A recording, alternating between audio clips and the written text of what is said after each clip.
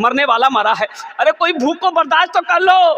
लेकिन बोलेगा नहीं, ये दुनिया का दस्तूर ये नहीं है, मरने वाला चला गया, अब उसका अमाल है, वो है कब्र है, वो समझे, हमको उससे क्या मतलब। समझेगा कोई? तो मेरे भाइयों, एक साथी है, एक साथी है, एक साथी है। अल्लाह के नबी सल्लल्लाहु अलैहि वसल्लम ने इरशाद फरमाया कि एक मरने वाला मौत के वक्त में उसका 3 दोस्त था। कै दोस्त था बोलो? 3 दोस्त था।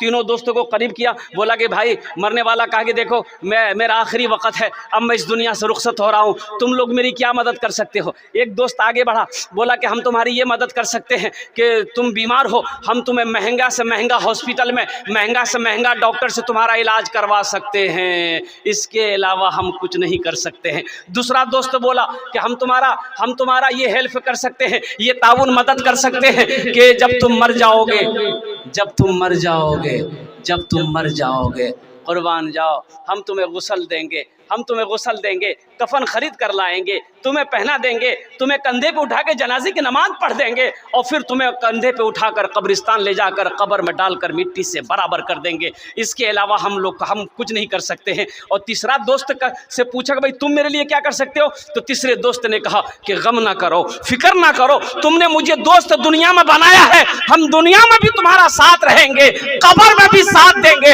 हशर के मैदान में भी साथ देकर तुम्हें जन्नत के अंदर में दाखिल कर देंगे। तो अल्लाह के नबी सल्लल्लाहु अलैहि वसल्लम ने इरशाद फरमाया कि पहला दोस्त कौन था?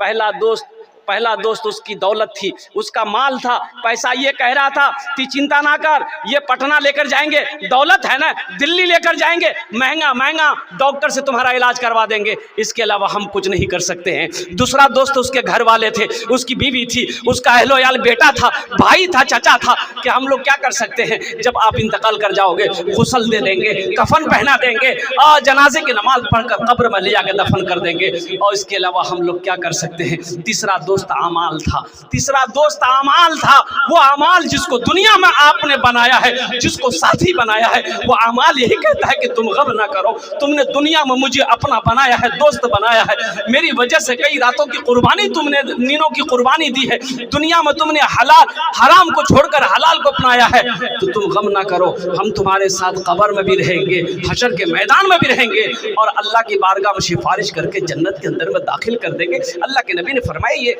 अच्छे आमाल वो तुम्हारा आमाल है। तो मेरे भाई इंशाल्लाह इन तीनों दोस्तों में से अच्छे अमल करेंगे इंशाल्लाह, हाथ उठाओ दोनों इंशाल्लाह, अच्छे अमल करेंगे। अच्छे अमलों में से एक अमल से तौबा करो मेरे भाइयों, मेरे नौजवानों। हा मौत तो पीछे खड़ी है, मौत पीछे खड़ी है, मौत कब आ जाएगी कहना मुश्किल है, कुर्बान जाओ, मौत तो इस इंतज़ार में है कि कब अल्लाह का हुक्म होगा हम इससे दबोच लेंगे। ना जाने कितने नौजवान आज कब्रिस्तान में सो रहा है, ना जाने कितने नौजवान पहलवान कब्रिस्तान में सो रहा है, ना जाने कितने बादशाह कब्रिस्तान में सो रहा है, ना जाने कितना हमारा साथी कब्रिस्तान में सो रहा है। मेरी माँ चली गई, मेरा बाप चला गया, मेरा दादा परदादा सब सो रहा है। एक दिन आएगा मुझे भी उसी तरीके से जिस तरीके से हमने और मुर्दों को, मरने वालों को गुस्ल दिया है, कफन पहनाकर, जनाजा की नमाज पढ़कर कंधे पे उठाकर कब्रिस्तान पहुंचाया है, एक दिन आएगा हमें भी लोग गुस्ल देकर, जनाजे की नमाज पढ़कर उस मंजिल पे पहुंचा देगा, उस घर पे पहुंचा देगा कि जहां से जाने के बाद फिर वापस लौट कर नहीं आना। मेरे भाइयों आखिरत की तैयारी करो, तौबा करो, गुनाहों से तौबा करो। मैंने ऐसी मौत देखा, आप यकीन नहीं करोगे। मुझसे बात हुई, फोन पर 7:30 बजे कॉल आया, 22 साल की नौजवान बच्ची,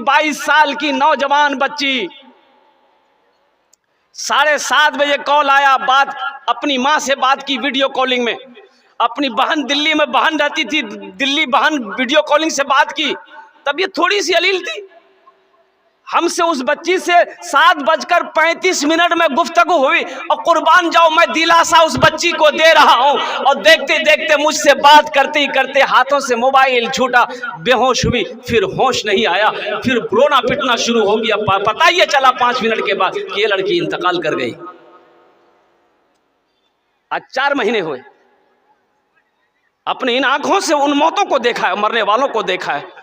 ये मौत नहीं देखती है कि ये नौजवान है, ये पहलवान है, ये ताकतवर है, ये बादशाह है, ये पैसा वाला है। मौत ये नहीं देखती है, मौत तो ये देखती है कि कब रब का हुक्म होगा हम इससे दबोच लें। दोस्तों एक दिन इस चमन से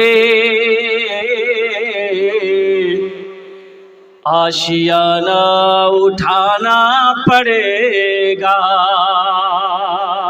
दोस्तों एक दिन इस चमन से आशियाना उठाना पड़ेगा। उठ गया जिसे घड़िया बुदाना, छोड़कर सबों को जाना पड़ेगा। उठ गया जिसे घड़िया बुदाना, छोड़कर सबको जाना पड़ेगा।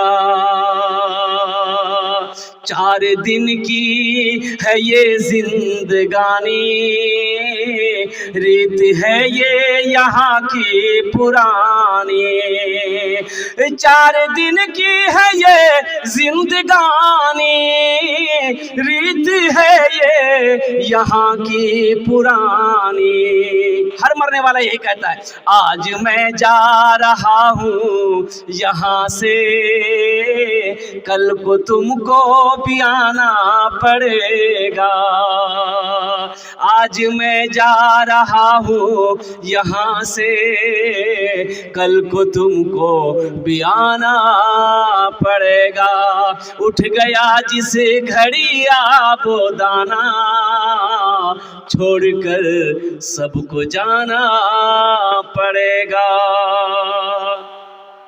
मेरे भाइयों, खेला ना मरने के बाद ना खेला समझते। आप तो देखते ही नहीं, खेला जो शुरू होता मरने के बाद।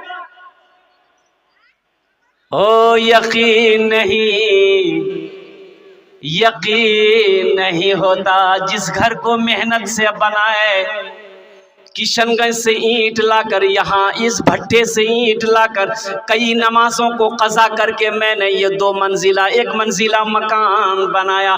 दिन रात मेहनत करके एल्बेस्टर का पत्थर बिछाया, संगे मरमर का पत्थर बिछाया, बेहतरीन खिड़की दरवाज़ा लगाया। लेकिन वारे ज़माना दुनिया क्या है, जैसे जिसमें से रूह परवाज कर गई, आंखें बंद हुई, सांसें रुकी, फिर कोई उसी घर में हमें रहने देने को तैयार नहीं।